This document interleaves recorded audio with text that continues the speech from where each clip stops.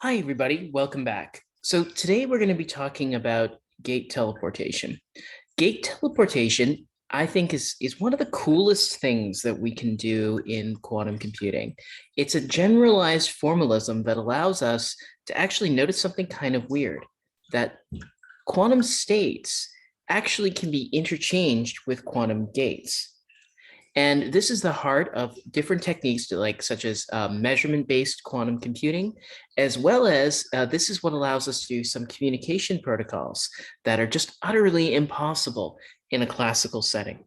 So I'm going to begin by teaching you the general formalism behind all of this. And then next time, we'll take a look at the special case of using this to transport a quantum state between two parties using some pre-cached entangling operations. I know that's a bunch of jargon, but that jargon will make more sense as we begin to explore this. So let me share my screen and we can jump right in. So the central idea behind all of this is this observation known as the Choi Jamulkowski isomorphism.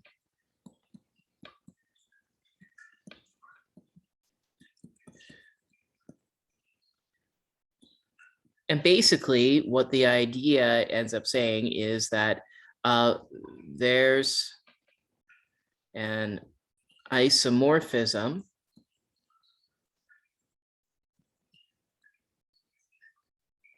between states acting on, or quantum states on, sorry, I'm in density operator mode, states on n qubits and quantum, or I should say states on 2n qubits and quantum operations on n qubits. Okay, now why is this true? Well, easiest way to kind of picture why the two are related actually just comes from thinking about transformations and states as arrays of numbers. So let's imagine we're looking at a unitary matrix. Now the unitary matrix, and well, in our map quantum states in C2 to the n to C2 to the n. And in particular, unitary matrix, let's just envision this for one quantum bit. Every unitary matrix then could be written in the form A, B, C, D for different values of A, B, C, and D.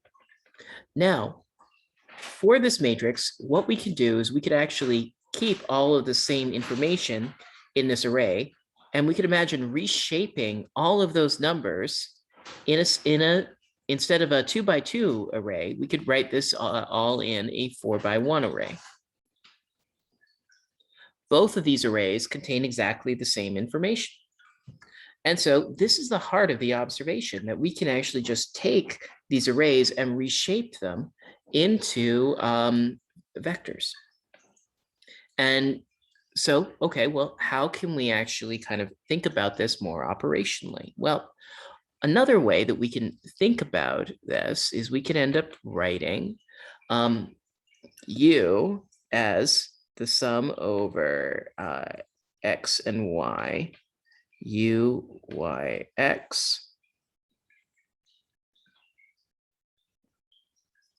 Okay, as a matrix. And so basically, all that I'm saying over here is that we could end up viewing this as a projector that projects onto a particular element. So in particular, this element basically ends up saying this is the yth element. This is the element in row Y and column X. So this is column X and row Y. And in that matrix element going down here, we have UYX. All right, so this is just a way of expressing in Dirac notation every element inside the matrix. We keep its location as this matrix over here, which is 0 incidentally everywhere else. And this part contains its value. So this is just a different way of us expressing an arbitrary matrix. And so what we'll do is we need to actually find a way of mapping each of these matrix elements over here to a different element in this array. And the way that we'll do it is I'll define a linear operator L that will end up taking the vector yx, or the projector yx, and transforming that to the vector y tensor x.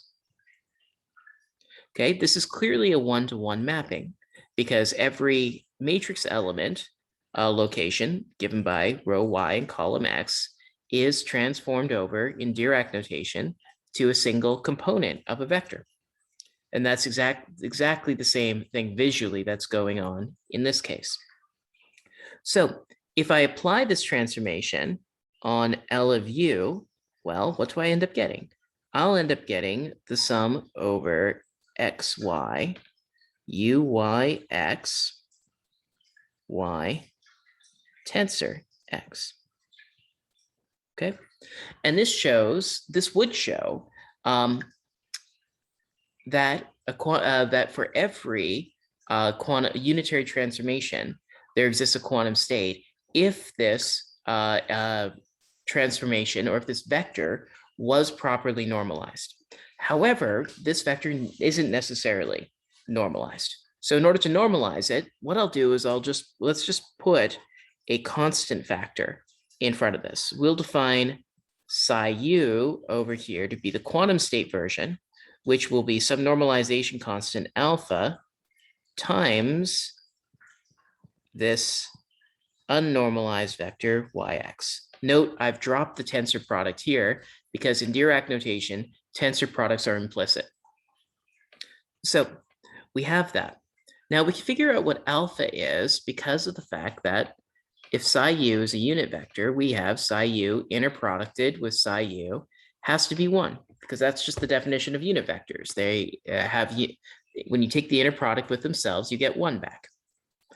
And this is equal to, using our definition of psi u, absolute value of alpha squared, sum over x prime, y prime, u, y prime, x prime, star, y prime, x prime, u, sum over xy, u, yx, y,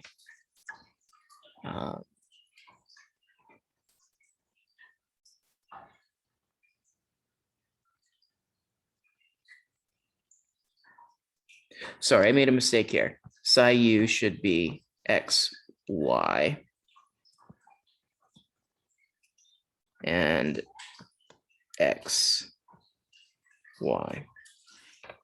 Okay, so now this is u. This should be here, just to make sure everything matches up. This should now be x prime, that should be y prime, and this should be x prime and y prime. Okay, cool. So now we're going to, or sorry, not x prime, this will be x and y. Okay, so now when we compute the inner products between these two, we end up seeing that x prime inner producted with x is equal to the Kronecker delta function x prime x, which is equal to 0 if x prime not equal to x and 1 otherwise. So this entire sum will collapse except for terms wherein x prime equals x and y prime equals y. So therefore, just dropping those sums, we end up getting that this is equal to sum over x and y, absolute value of y, x squared. Now, this, of course, is equal to alpha squared, sum over x, times sum over y, uyx squared. This, we argued in our homework that the columns and rows, for that matter, of any unitary matrix are an orthonormal vector space. So that means that because they're orthonormal, and this, well, I guess the way I drew it, this is the length of the rows of the unitary matrix. This is length 1. Therefore, this is equal to alpha squared, and the sum evaluates to 2 to the n because of the fact that this goes from 0 to 2 to the n minus 1. So there's 2 to the n such numbers. Now we'd like this to be equal to 1. So setting this equal to 1 ends up implying that that alpha needs to be taken to be 1 over square root 2 to the n. All right, so that is how we can end up doing this. So we'll define now psi u to be equal to 1 over root 2 to the n sum over x, y, u, y, x, x, y. Okay.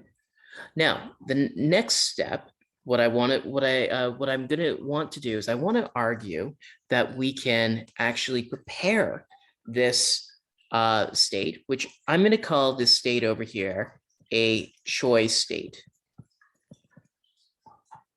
for the unitary matrix U. So we call it this because this is the quantum state that kind of encodes U and is going to allow us to apply U, at least with some success probability on demand. So the Choi state can actually be prepared in the appropriate way. So our first step in showing how to construct the Choi state ends up boiling down to arguing that we can prepare the state sum over x, which is equal to 1 over root 2 to the n, 0 plus 1 plus all the way down to 2 to the n minus 1. And we can end up viewing this as the uniform superposition of all n bit strings. Okay, so my claim is that this circuit over here, or this state over here, can be also written as Hadamard tensor acting on 0 tensor n. Or if you want to view this as a circuit, we could view this as a circuit like this, where this is 0 and 0 coming in here.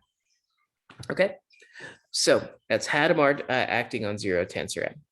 Now, what the reason why these two are equivalent is, let's just actually take a look at what Hadamard 0 tensor n is. Well, that is 1 over root 2 to the n, 0 plus 1 tensor n. And so let's just get an idea about how this ends up going. We have 0 plus 1 tensor 2, which is equal to 0, 0 plus 0, 1 plus 1, 0 plus 1, 1. Okay, so this is every possible 2-bit string.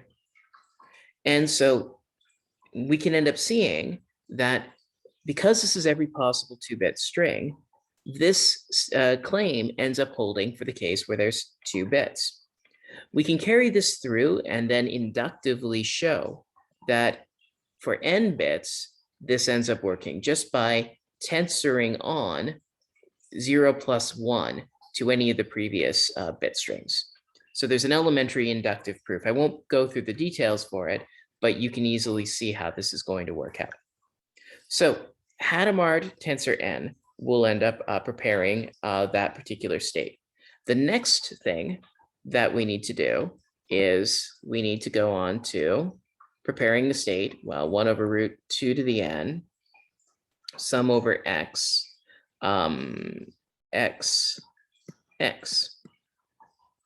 And my claim is this quantum circuit can be prepared by Hadamard,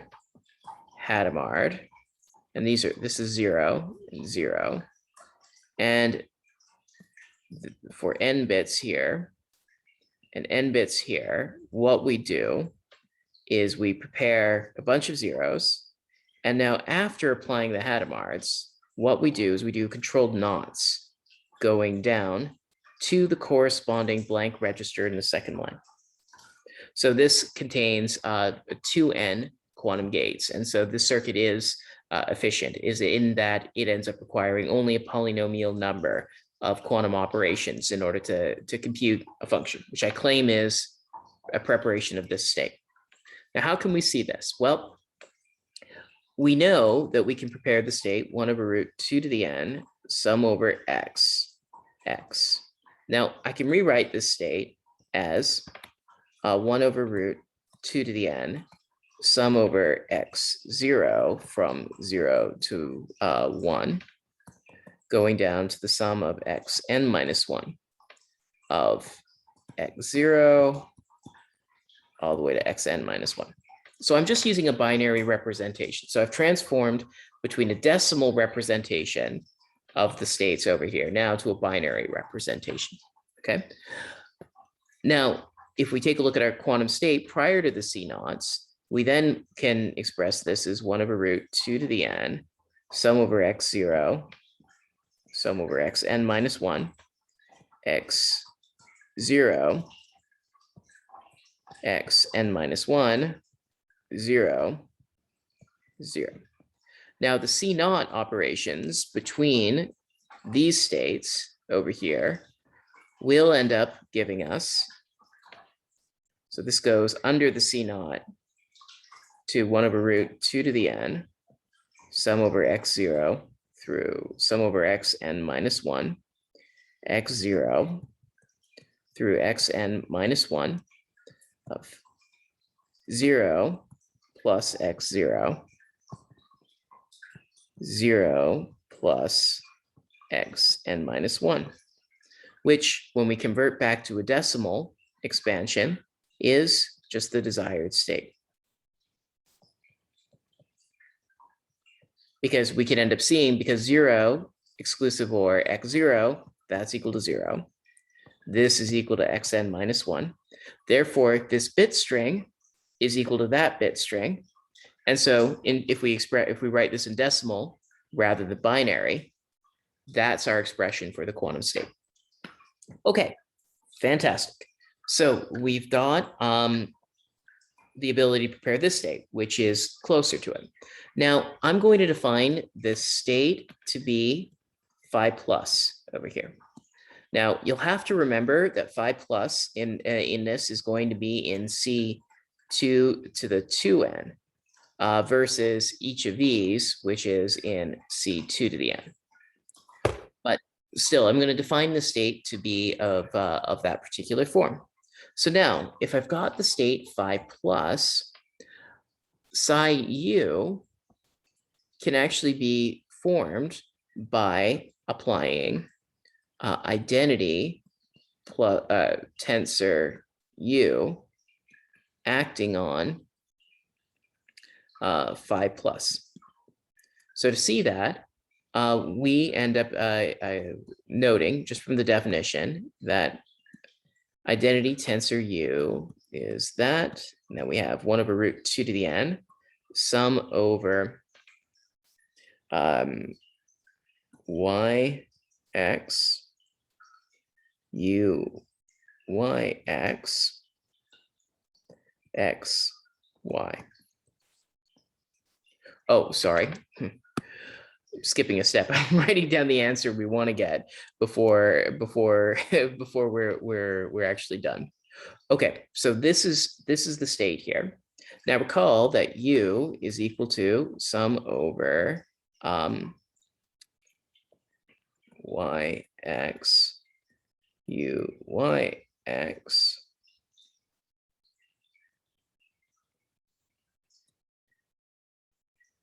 okay, so when we end up applying this, we end up getting that this is equal to 1 over root 2 to the n, sum over x and y now, of x, u, y, x, y, which is our target state.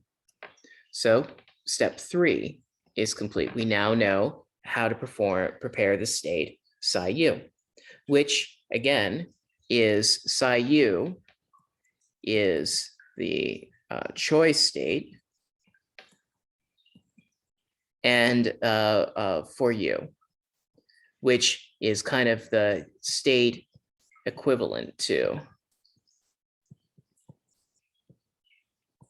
the unitary matrix U that we'd like to be able to apply. Okay, so that is the idea of preparing psi U. Now, the question is, how can we turn this into a protocol to apply U, to consume psi U in order to apply a copy of U to a particular state? Well, that is where gate teleportation comes in. So the idea then behind the final step of the gate teleportation argument is, let's begin by preparing a quantum state psi tensor psi u. And again, this is our state psi is going to be in C2 to the n, it's going to be an n qubit state. And this is going to be a 2n qubit state, just like we mentioned. Now, what I want to do is I want to ask, okay, what's the component of this state proportional to phi plus tensor identity acting on psi tensor psi u? Okay. So note that this looks a little bit funky for a moment. This operation over here is acting on this projector over here is finding the projection of this state over here, where this system is n qubits and this system is 2n qubits. So this projector kind of like straddles half of this over here, and the identity acts on half of this register. So if we end up viewing this, and I'm abusing the notation a little bit for this, we have that this is going to be like an n qubit state, an n qubit state, and an n qubit state. And psi u is going to be input here, and psi will be input here. What basically I'm trying to do is I'm trying to say, okay, let's consider some operation over here. And this is totally not unitary. We're only doing this for the moment to reason about what the component is. But let's assume that we can just apply a projector for the moment, phi plus on this. So then this is diagrammatically what the phi plus one does. And the tensor identity just means that we're not applying anything to the bottom half of the psi u state. Okay, cool. And so then this is what we're trying to do in the process. And the question is, well, if we apply this projector, what's the state that falls out the other side? Well, we can actually just go through and do the algebra. So this is equal to, well, phi plus over here, and times the sum over x prime, 1 over root 2 to the n, x prime, tensor identity.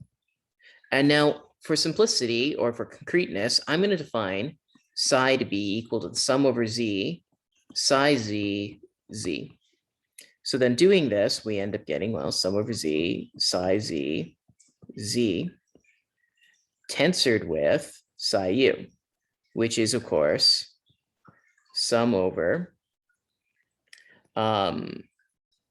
x, y, 1 over root 2 to the n, u, y, x, y. Okay, cool. So now let's just take a look at how the inner products end up working. So This inner product is going to be acting on the first tensor product on the right-hand side. So the inner product between these two, again, this formally is just using the fact that A tensor, B tensor, C acting on D tensor, E tensor, F is just the tensor product of the matrix products. And so using that property, we can go through and take the inner product or matrix multiply all of the vectors that line up. So that would be the x prime from here to here, and then technically the identity acting between these two. The identity, of course, doesn't do anything, so we'll be left with a vector when we do this. So this is going to be equal unless x prime is equal to z, and unless x prime is equal to x.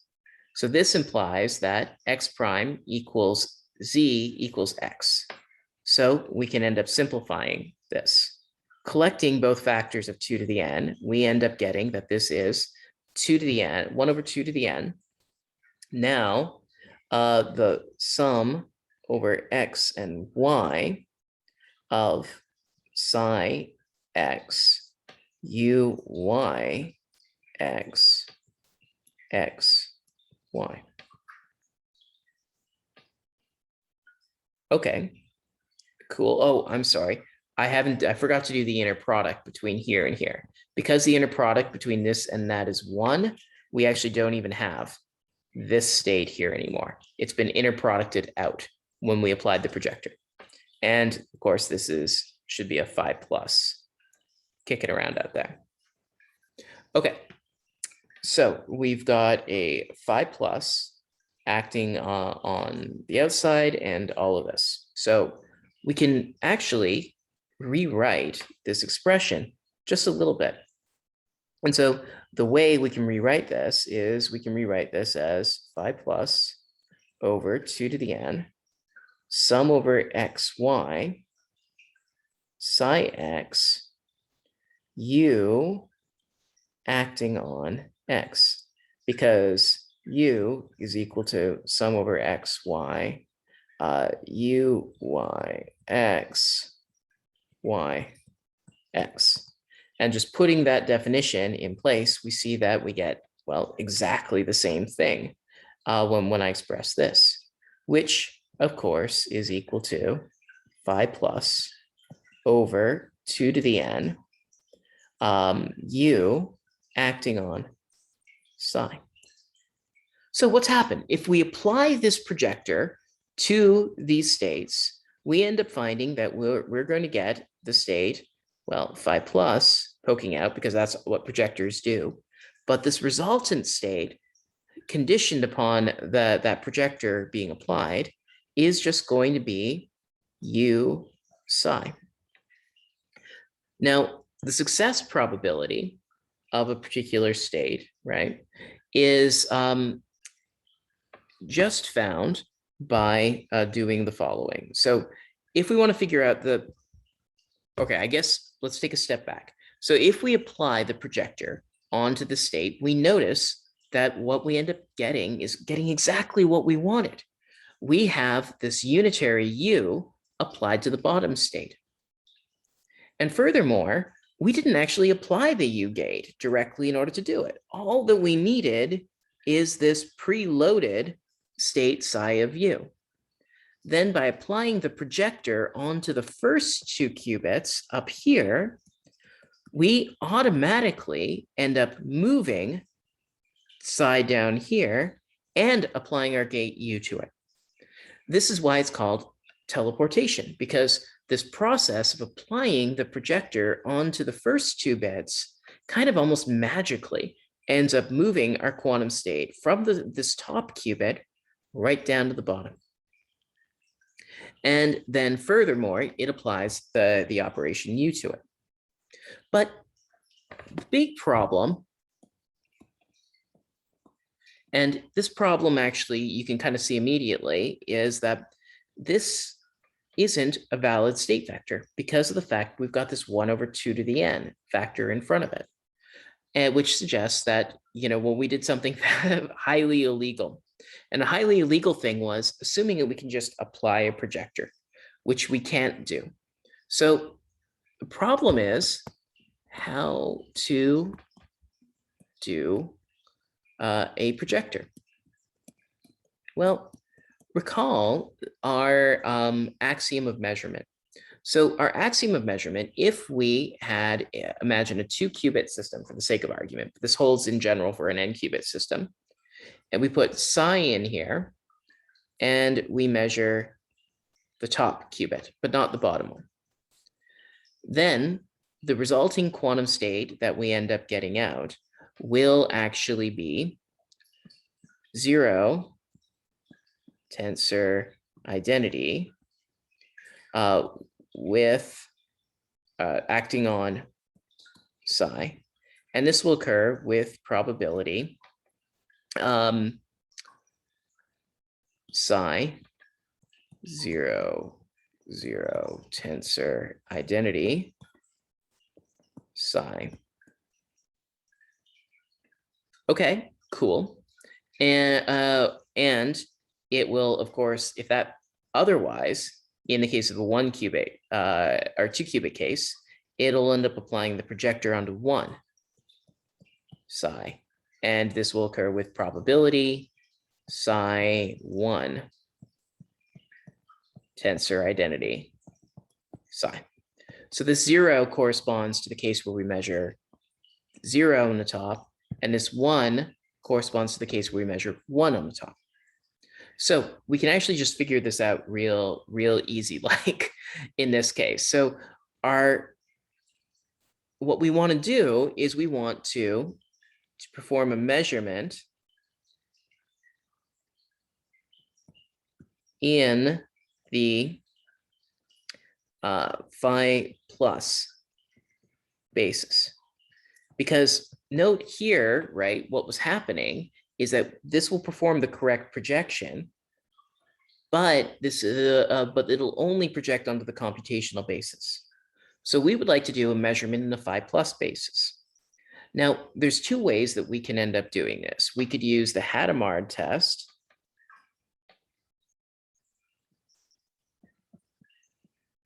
And the way we could use the Hadamard test is by constructing a unitary that's of the form, or let's call it V in this case, identity minus 2 times the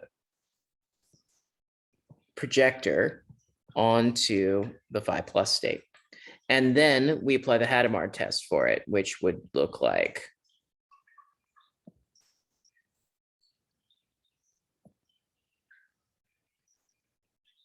okay.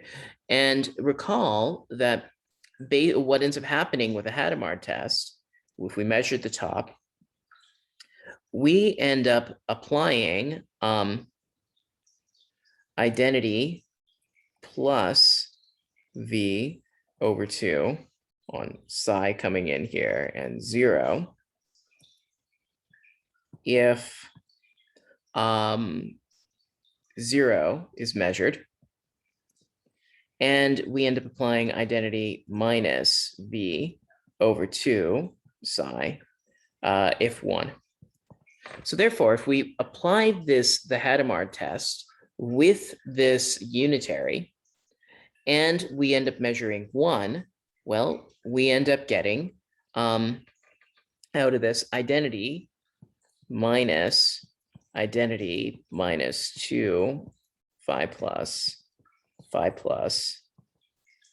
over 2, which is equal to just the projector, phi plus acting on psi. Okay, so the Hadamard test is one way that we can end up performing this measurement, and in turn using the axiom of measurement to project onto this. But the probability of that projection just going through ends up being the expectation value of the projector in this state over here. We found that the expectation value of this is basically 1 over 2 to the n squared. So from this, we end up seeing that the probability that the gate teleportation succeeds is 1 over 2 to the 2n,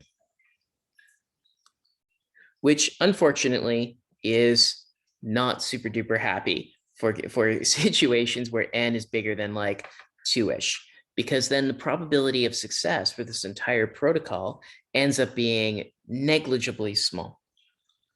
I should mention there's also a simpler way that we can perform the measurement rather than the Hadamard test. And this method, it's a little more restricted than the Hadamard test, but it is way, way easier. So the easier way of doing this is if we define u phi to be the transformation, this transformation over here, let's call it u phi, and u phi ends up mapping 0 to the phi plus state. Okay, well, what we can do is we can say, all right, well, let's say that I began with the phi plus state. Now, if I apply u phi dagger to it, then this will map to the 0 state. Now, if I measure this, this will end up going to the 0 state with 100% probability. So this will end up going to 0 upon measurement. And now if I apply u phi, then this will end up going to phi plus. So what we can do is we can actually view this as a measurement in the phi plus basis. So this measurement then, as a circuit, can be written as u phi dagger measurement u phi over here. The second u phi in many cases is kind of like optional, but we can end up viewing this as a measurement in the phi plus basis.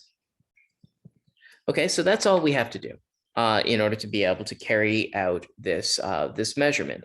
But alternatively, we could use the Hadamard test formalism that we mentioned before.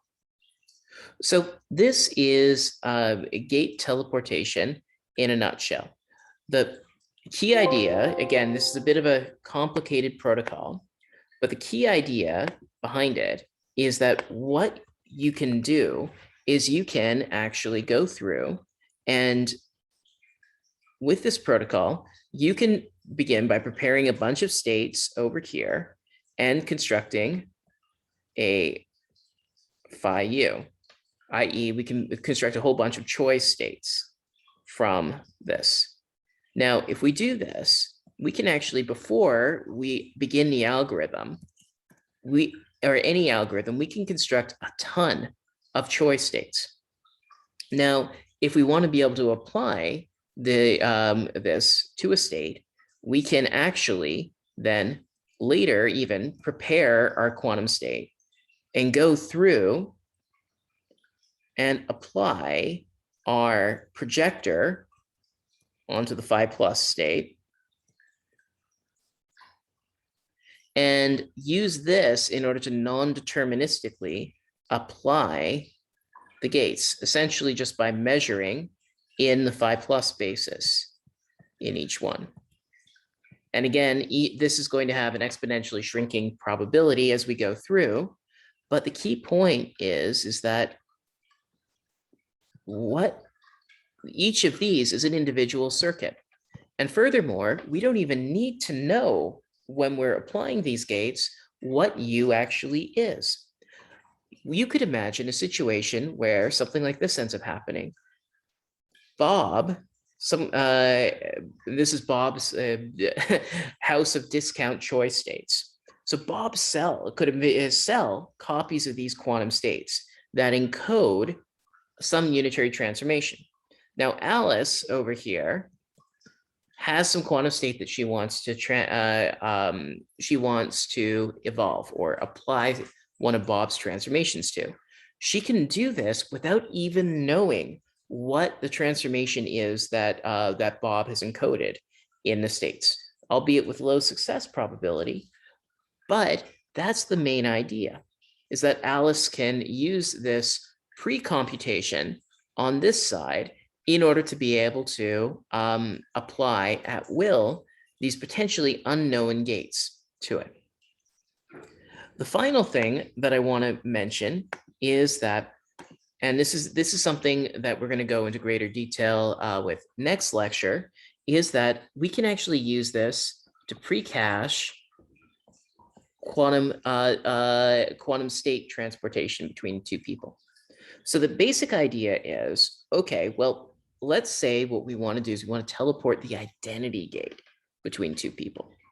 The idea in this setting is we've got like Alice and we've got Bob over here.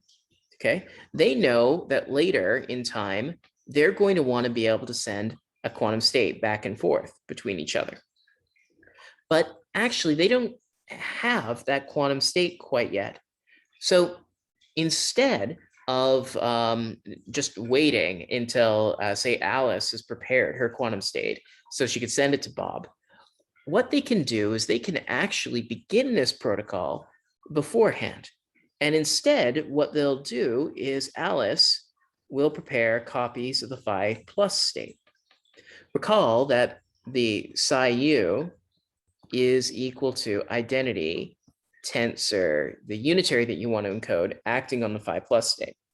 If we wanted to teleport the identity, well, this is just going to then be identity tensor identity phi plus, which is just equal to phi plus.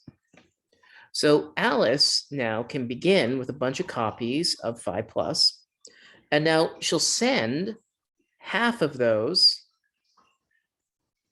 states over to Bob.